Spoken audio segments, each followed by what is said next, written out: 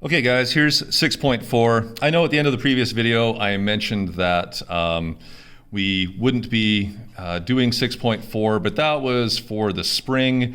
This is for our new enhanced Learn from Home model. So we should get through 6.4 as it is rather important.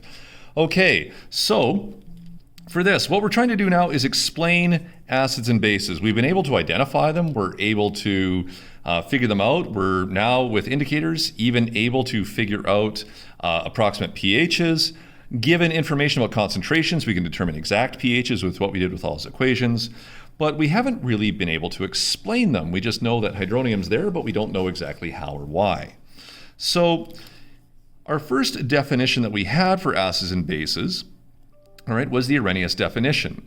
If we'd had an opportunity to do Lab 6.2, we would have tested against this idea to see if the Arrhenius definition works.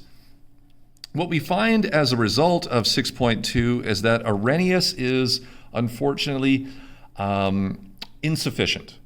All right, when we looked at the Arrhenius definition before, it said that acids had H and bases had OH, but that didn't explain ammonia. Then we took a look at things like dissociation versus ionization, and we applied that to our acids and bases. And we tried to kind of explain what was going on there. By testing the Arrhenius theory, we found out that only about 33% of the ones that we had in that lab, all right, ultimately worked out. So these unexpected results tell us that, oh, we can't use Arrhenius anymore. We modify the idea, and we get into this idea of hydrolysis. And hydrolysis is simply the exact thing that we said was going on when we talked about things like acids and some bases reacting with water.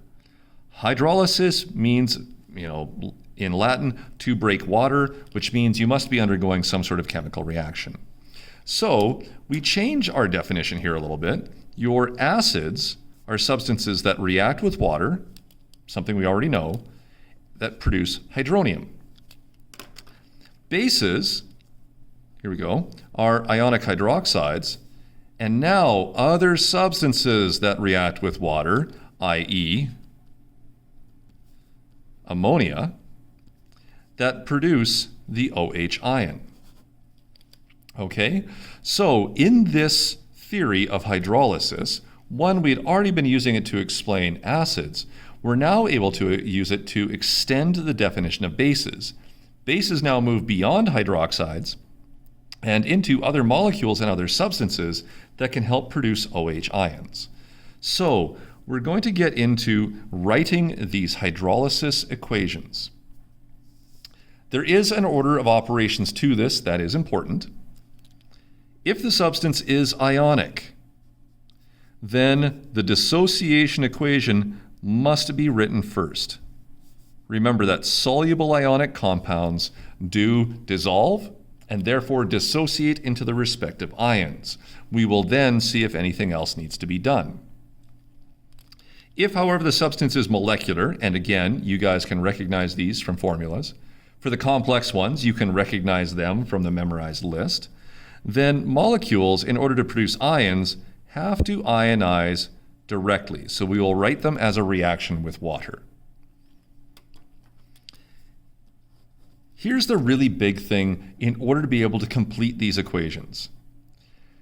We must know if the solution tests acidic or basic. This idea of hydrolysis doesn't explain how acids do what they do or how bases do what they do. We're looking for an equation that can explain the results that we would see in lab. So you must have empirical evidence that tells us the solution is acidic. For example, this might be red litmus. Okay, this might be something that, like HBB, is, I don't have it handy, is bromothymol blue is yellow, because that's a pH of less than 4.6, or we could have the actual pH.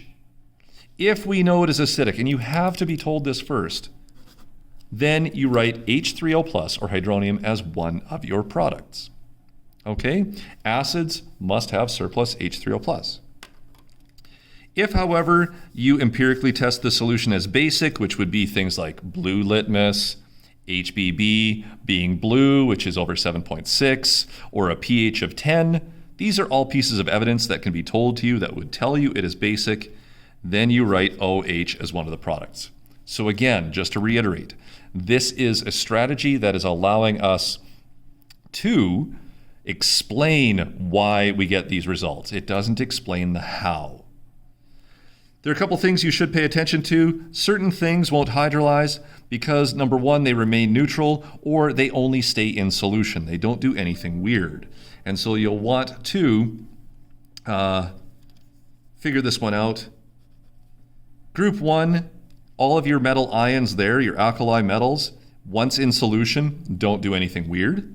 Same thing with your alkaline earth metals, or group 2. Your halogens tend not to do anything weird. Neither does nitrate, and you might remember that one saying that it's always in solution. A couple other housekeeping things. This is just to make your balancing easier. If you recognize a nonmetal oxide, please use 2 moles of water in your reaction for every 1 mole of everything else, and it just makes your balancing easier. And then for neutralizations between strong bases and strong acids, all right, hydronium and hydroxide react directly to form water. So you're just looking at the straight neutralization. Strong bases, that's OH minus. Strong acids, that's H3O plus. Put those together and you just make water. Okay, we're going to go through the examples, pay really close attention to those ones as we keep going forward. Okay, and yeah, examples are coming in the next video.